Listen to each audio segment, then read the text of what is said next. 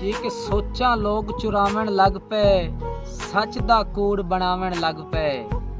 ਜ਼ਰ ਦੀ ਹਵਸ ਚ ਅੰਨਿਆ ਕੀਤਾ, ਬੰਦੇ ਬੰਦਾ ਖਾਵਣ ਲੱਗ ਪਏ।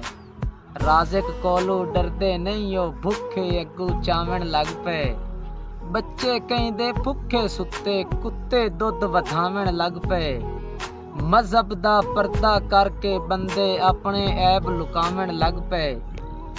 ਧੀਆਂ ਦਾ ਸਿਰ ਕੱਜਣ ਵਾਲੇ ਸਿਰ ਤੋਂ ਚੁੰਨੀਆਂ ਲਾਵਣ ਲੱਗ ਪਏ। ਮਰਲਾ ਕਿਸਮਤ ਨਾਲ ਅਮੀਨੇ ਕਿਉਂ ਜਾਗੀਰ ਬਣਾਵਣ ਲੱਗ ਪਏ।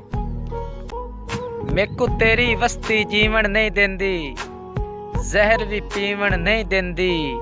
ਉਹ ਖੁਦ ਕਈ ਬਹਿਦੀ ਜ਼ਿੰਦਗੀ ਹੈ, ਮੇਕੂ ਕਹਿੰਦਾ ਥੀਵਣ ਨਹੀਂ ਦਿੰਦੀ।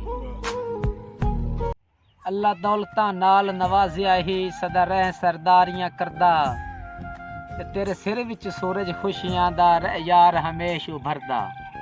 ਤੇ ਤੇਰੇ ਨਾਲ ਨਜ਼ੀਰ ਬਰਾਬਰ ਹੀ ਕੋਈ ਨਹੀਂ, ਵੱਡਾ ਫਰਕ ਹੈ ਜ਼ੇਰ ਜ਼ਬਰ ਦਾ। ਕਦਾਂ ਜੋੜ ਮੈਦਾਨ 'ਚ ਜੁੜਦਾ ਹੈ ਕਮਜ਼ੋਰ ਤੇ ਤਾਕਤਵਰ ਦਾ।